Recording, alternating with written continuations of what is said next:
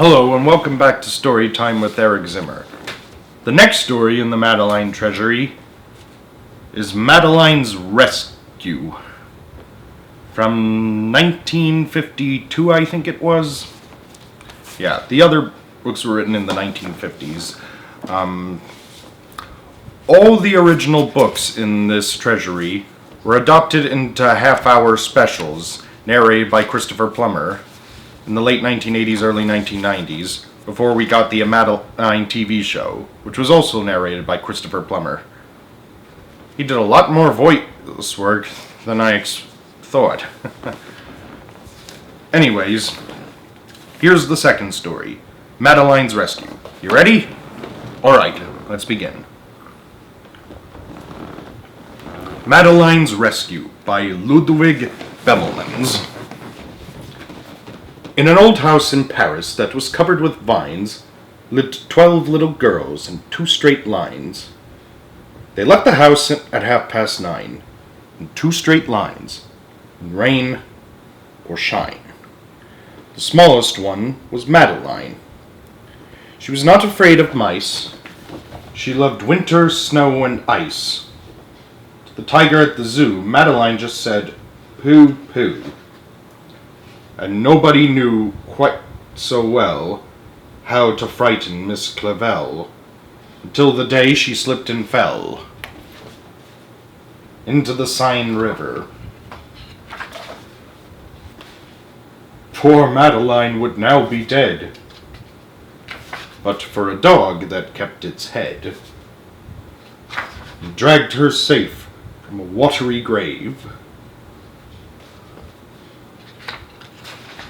From now on, I hope you will listen to me, and here is a cup of chamomile tea.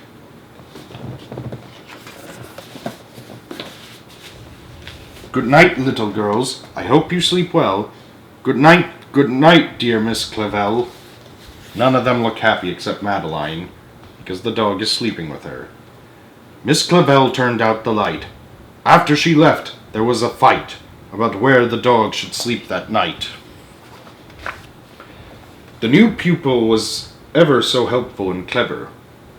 The dog loved biscuits, milk, and beef, and they named it, or her, Genevieve. She could sing and almost talk, and enjoyed the daily walk. Soon the snow began to fly. Inside it was warm and dry, and 6 months passed quickly by. When the 1st of May came near, there was nervousness each year. For on that day arrived a collection of trustees for the annual inspection. The inspection was most thorough, much to everybody's sorrow. Tap, tap, whatever can that be? Tap, tap, come out and let me see. Dear me, it's a dog! Isn't there a rule that says dogs aren't allowed in school?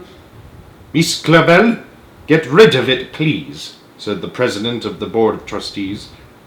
Yes, but the children love her so, said Miss Clavel. Please don't make her go. I dare say, said Lord Cuckoo Face. I mean, it's a perfect disgrace for young ladies to embrace this creature of uncertain race. Off with you, go on, run, scat, go away and don't come back. Madeline jumped on a chair. Lord Cuckoo Face, she cried, beware, Miss Genevieve, noblest dog in France, you shall have your vengeance. It's no use crying or talking. Let's get dressed and go out walking. The sooner we're ready, the sooner we'll leave. The sooner we'll find Miss Genevieve. They went looking high and low. In every place a dog might go. In every place they called her name. But no one answered to the same. The gendarme said, "We don't believe we've seen a dog like Genevieve." Hours after they had started, they came back home, broken-hearted. Oh, Genevieve, where can you be? Oh, Genevieve, please come back to me. In the middle of the night, Miss Clavel turned on the light and said, "Something is not right." An old street lamp shed its light on Miss Genevieve outside. She was petted, she was fed, and everybody went back to bed.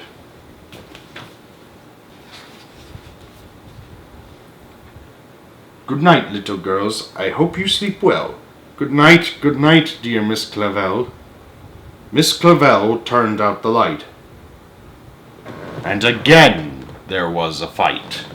And each little girl cried, "Genevieve is mine tonight." For the second time that night, Miss Clavel turned on her light and said, "Something is not right." And afraid of a disaster, she ran fast and even faster. "If there's one more fight about Genevieve, I'm sorry, but she'll have to leave." That was the end of the riot. Suddenly all was quiet. For the third time that night, Miss Clavel turned on the light. Oh, look, she gave birth to 12 puppies.